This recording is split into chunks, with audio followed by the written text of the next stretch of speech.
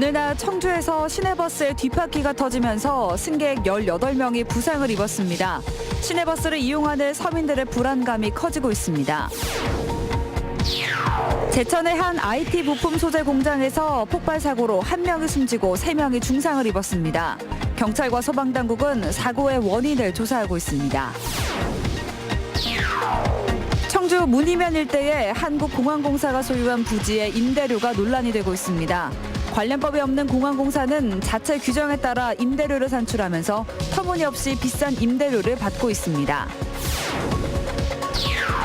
더불어민주당 미세먼지대책특별위원회가 전국 최악의 미세먼지 피해를 입고 있는 충북을 방문했습니다. 하지만 대책은커녕 갈등의 골이 깊어지고 있는 양상입니다. 여러분 안녕하십니까. CJB 8시 뉴스 시작합니다. 마른 하늘에 날벼락 같다는 게 바로 이런 사고입니다. 정류장에 들어온 시내버스 뒷바퀴가 갑자기 터지면서 승객 18명이 크고 작은 부상을 입었습니다. 다행히 다치지 않은 승객들도 한동안 마음을 진정시키지 못했습니다. 진기훈 기자입니다. 시내버스 뒷바퀴 쪽 바닥이 뻥 뚫렸습니다. 충격이 얼마나 컸던지 유리창 파편이 사방에 널브러져 있습니다.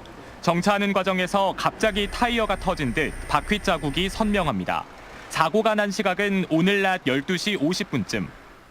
사고 현장입니다. 이곳을 지나던 시내버스의 왼쪽 뒷바퀴가 갑자기 폭발하면서 반대쪽 유리창이 깨지는 듯 버스 안은 아수라장이 됐습니다. 베란간에 팡 터지더니 봉파름이 뭐 기가 멍멍할 정도인데요. 그러면 그 맞은편 유리창이 하나가 완전히 깨지면서 살을 다 꽂힌 거예요. 그 중간석에 앉은 사람들은. 이 사고로 승객 1명이 다리와 어깨 등에 중상을 입었고 17명이 크고 작은 부상을 입었습니다. 특히 중간고사를 치르면서 평소보다 하교를 빨리 한 같은 고등학교 학생들의 피해가 컸습니다. 해마다 낮 기온이 오를 때쯤 잇따르고 있는 시내버스 타이어 파열 사고. 이번에는 적지 않은 부상자까지 발생하면서 시내버스를 타는 서민들의 불안감이 커지고 있습니다.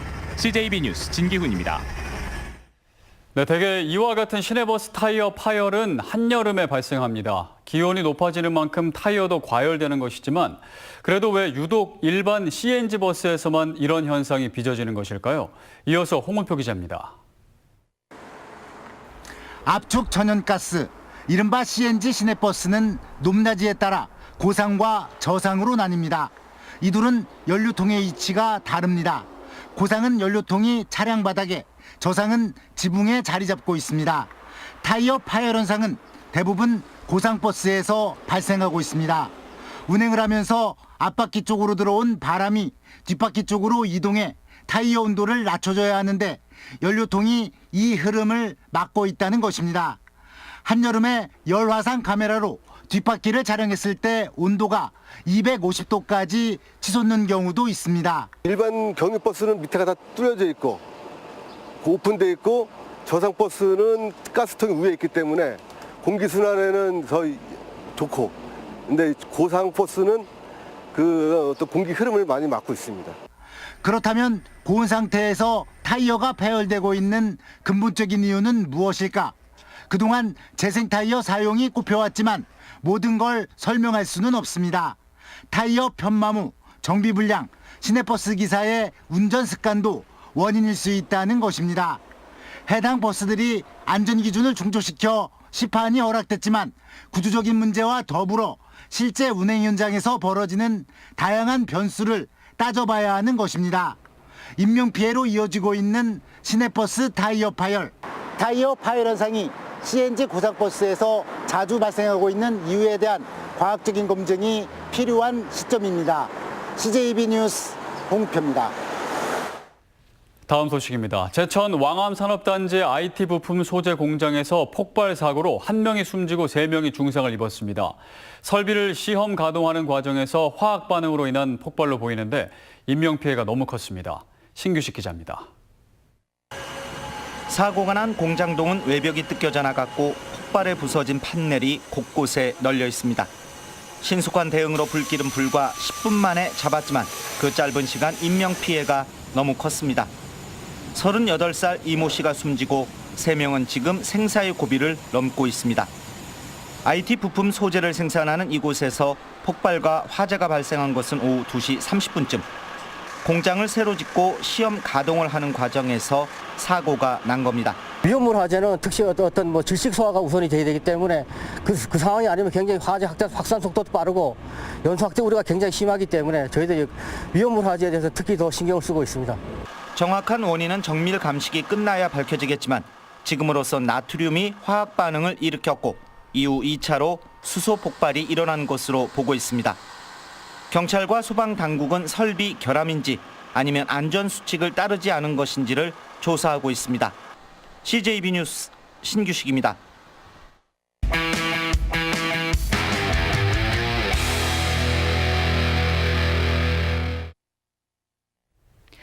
청주 문의면 일대에 한국공항공사가 소유한 부지가 있는데 이 땅 임대료가 논란이 되고 있습니다. 위치와 면적이 똑같은데도 다른 기관보다 20배나 많이 받고 있는 것입니다. 왜 그런지 또 무엇이 문제인지 박원 기자가 들여다봤습니다. 청주시 문의면에 거주하는 김진성 씨. 김 씨는 최근 주택 진출입로를 만들기 위해 한국공항공사에 토지 임대 신청을 했다 깜짝 놀랐습니다. 임대료가 터무니없이 비쌌기 때문입니다. 저희가 너무 비쌉니다라고 혹시라도 그 항공기술원에다가 민원을 제기한 적이 있습니다. 임대료가 비싸면 사용하지 말랍니다. 꼭 사용해야 되는 도로를 사용하지 말라고 이렇게 말을 하는 거는 너무한다고 생각합니다. 해당 부지는 공항공사와 농어촌공사가 각각 절반씩 갖고 있습니다. 그런데 공항공사가 책정한 부지 임대료는 111만 원. 반면 농어촌공사의 경우 5만 5천 원에 불과합니다. 똑같은 위치에 똑같은 면적인데 임대료는 20배 차이가 나는 겁니다. 억울하죠. 그 농어촌공사하고 공항공사하고 어떤 비교가 너무 크니까 개발 행위를 하려면 어쩔 수 없이 진출입로 확보를 해야 되니까 그냥 해달라는 대로 할 수밖에 없는 그런 상황이죠. 농어촌 정비법 등 임대료와 관련한 법이 마련된 농어촌 공사와는 달리 관련 법이 없는 공항공사는 자체 규정에 따라 임대료를 산출하고 있기 때문입니다. 저희는 법률적인 근거가 없어요. 농어촌 정비법에 따라서 국어 사용료를 받고 있는 건데 거기는 국어 점용료고 우리는 여기다가 또 뭐 그 일반적인 토지를 갖다가 해서 하는 그 임대료 차원이라서. 하지만 임차인들은 관련 법이 없다는 이유로 터무니없이 비싼 임대료를 받는 것은 공사가 아니라 땅 장사하는 부동산 아니냐며 억울함을 토로하고 있습니다. CJB 뉴스 박원입니다. 미세먼지를 줄이겠다고 대통령까지 나서서 화력 발전을 줄이라는데 정작 발전소 밀집 지역보다 제천 단양의 상황이 훨씬 심각하다고 합니다. 더불어민주당 미세먼지 대책특별위원회가 단양을 찾아 현장을 확인했습니다. 장원석 기자가 취재했습니다. 부연 하늘과 답답한 공기, 충북의 대기 수준은 전국 최악입니다. 지난 2017년 전국에서 두 번째로 나빴던 연평균 초미세먼지는 올해 1월 1세제곱미터당 50 마이크로그램을 돌파하면서 전국 최고치를 갈아치웠습니다. 정부 여당의 미세먼지 대책특별위원회가 단양의 한일시멘트 공장을 찾아 실태를 점검했습니다. 충북이 자동차 배출가스가 많은 서울, 경기와 화력 발전소가 밀집한 충남보다도 초미세먼지 발생이 40% 이상 많았고 충북의 미세먼지의 절반이 제천과 단양에서 배출된다는 조사 결과를 확인하기 위해서입니다. 미세먼지 문제 때문에 계속 행정당국의 지적을 받고 계시는 거거든요. 3년 동안에 노력을 좀 제대로 안 하신 건지 아니면 기술적으로 무슨 문제가 있는 건지. 하지만 업계와 단양구는 실제 미세먼지 수준은 도내 평균보다도 낮다며 거세게 반발했습니다. 지역 그 평균 이렇게 농도를 보면 사실 중간보다 더 낮습니다. 평균이. 청주라든지 이쪽 증평 거기다는 훨씬 낮고요. 많은 수치가 정상이라고 하긴 하는데 불편해하는 주민들이 계시고 미세먼지나 질소산화물을 많이 발생시키는 그런 사업장에 대해서는 사실은 그런 관리가 좀 소홀했다는. 결국 최악의 미세먼지 대책을 찾아보자는 현장 점검은 통계 CCBB만 따지다만 반쪽 회의로 끝나버렸습니다. CJB 뉴스 장원석입니다. 전국 민생 투어를 하고 있는 자유한국당 황교안 대표가 충주를 찾았습니다. 황 대표는 첫 일정으로 충주의 어린이 보호시설인 진여원을 방문했으며 동량면 마을회관에서 숙식을 하며 주민들과 민생 현안을 주제로 대화의 시간을 가졌습니다. 내일은 제천에서 일손 돕기 봉사에 이어 교육계 인사들과 간담회를 진행합니다. 명문고 육성과 관련해 전국 단위 학생 모집을 교육부에 요청하기로 가닥을 잡았습니다. 그런데 강론으로 들어가면 지역 인재상과 관련해 충청북도와 도교육청이 여전히 다른 생각을 하고 있습니다. 조용광 기자입니다. 먼저 교육청이 추천한 패널은 민족사관학교를 졸업하면 모두 강원도 인재가 되냐며 충청북도가 주장한 지역 인재로는 터무니없다고 주장했습니다. 우리 중학교 아이들이 고등학교를 다른 서울이나 어디 다른 지역에 특목고나 자사고를 가면 그 사람들이 그쪽 지역의 인재가 됩니까? 이에 충청북도 추천 몫의 대학 교수는 영국과 미국, 프랑스, 일본 등의 예를 들며 대한민국 교육이 학력을 소홀히 하는 잘못된 방향으로 가고 있다고 비판했습니다. 글로벌 인재 기원 차원에서 우리끼리 경쟁 없고 시험 없이 가르친다는 생각은요, 이게는 검증되지 않은 교육관입니다. 전국 단위 학생 모집으로 가닥을 잡았지만 도와 교육청도 속내는 달랐습니다.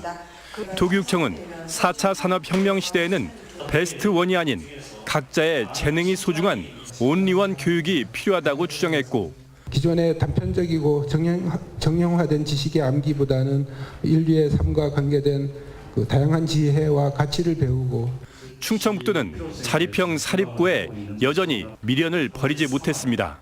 우리 충북도에서는 아까 말씀드린 전국 모집 제도 개선 시에 필요하다면 사립 명문고를 유치하는 그런 업무를 좀 전담을 할 수 있고요. 한편 김병호 교육감은 모레부터 11일간의 일정으로 학점과 점수가 없는 성적표를 도입한 틸튼 스쿨 등 미국의 학교를 방문해 미래학교 모델 찾기에 나섭니다. CJB 뉴스 조윤광입니다. 다음 소식입니다. 이시종 도지사가 확대 간부회의에서 도시공원 일몰제와 관련해 특별법 제정을 서둘러 건의하라고 지시했습니다. 이시종 지사는 사유지는 즉시 보상이나 분할 상환 등 그룹을 나눠 단계별 보상하는 대신 보상 기간에는 개발 행위를 제한하고 보상비는 국가가 지원할 수 있도록 하는 특별법 제정이 필요하다고 말했습니다. 이 지사는 헌법재판소의 결정은 존중하나 해제와 동시에 보상이 불가능해져 국가적 대책 마련이 시급하다며 이같이 제안했습니다. 청주시가 오는 15일로 예정된 청주 시내버스 파업에 대비해 비상수송 대책을 마련했습니다. 청주시는 파업 당일부터 관공서 버스 투입과 택시 부재 해제를 시행하고 읍면동 지역 공영버스 노선은 비상수송 차량을 확보해 운행에 차질이 없도록 할 예정입니다. 파업 기간 임시 노선 등은 청주시 교통행정 포털에서 확인할 수 있습니다. 충청북도는 중부권 차세대 방사광 가속기 구축 사업의 성공 추진을 위한 자문단을 출범시켰습니다. 도는 한국기초연구원, 한국원자력연구원, 서울대, 연세대, 카이스트 등 산학연 전문자 32명을 자문위원으로 위촉하고 도청에서 1차 자문회의를 열었습니다. 자문단은 포항시설과는 차별화된 전략이 필요하며 산업 수요를 기반으로 한 가속기 클러스터 구축 논리로 정부를 설득해야 한다고 조언했습니다. 충청북도가 국내 최초로 추진하는 이동식 수소 충전소 개발과 실증시설 구축 사업이 정부 공모 사업에 선정됐습니다. 이동식 수소 충전소란 충전 설비를 차량에 싣고 제어실과 방폭 설비를 갖춘 충전장에서 수소 자동차에 충전하는 시스템입니다. 시공이 간편하고 비용이 저렴해 수소차 보급 확대에 기여할 것으로 보입니다. 도는 2022년까지 국비 등 43억 원을 투입해 충주 기업도시에 100제곱미터 규모의 충전장을 구축할 계획입니다. 진천군이 상주 인구수 9만 명을 눈앞에 두고 있습니다. 진천군의 현재 주민등록 인구는 8만 명을 넘었고 외국인을 포함한 상주 인구는 8만 6,150명입니다. 지난 3년간 인구 증가율은 16.5%로 전국 220여 개 기초자치단체 가운데 7위에 올랐습니다. 진천구는 이 기간 3조 원대 투자 유치와 대규모 일자리 창출을 인구 증가의 가장 큰 원인으로 꼽았습니다. 구는 2025년까지 시승격을 추진 중입니다. 오늘 오후 2시 25분쯤 청주시 내수읍 상리터널 청주 방향 입구에서 67살 최 모 씨가 몰던 승용차가 가드레일과 1톤 화물차를 잇따라 들이받았습니다. 이 사고로 최 씨가 현장에서 숨졌습니다. 경찰은 차선 도색 공사로 차로를 변경하라는 수신호를 보지 못한 것 같다는 목격자의 진술을 토대로 정확한 사고 경위를 조사하고 있습니다. 충청북도는 소상공인의 자금단 해소를 위해 20일부터 24일까지 소상공인 육성자금 150억 원을 지원합니다. 도내 사업장을 둔 소상공인을 대상으로 금융기관을 통해 최고 5천만 원까지 대출해주고 대출금리 중 2%를 충청북도가 4년간 지원합니다. 충청북도는 올해 들어 1,100여 건에 348억 원의 소상공인 육성 자금을 지원했고 지난 1, 2차분 평균 신청 경쟁률은 5.1대 1을 기록했습니다. 이상으로 CJB 8시 뉴스를 모두 마칩니다. 시청해주신 여러분 고맙습니다.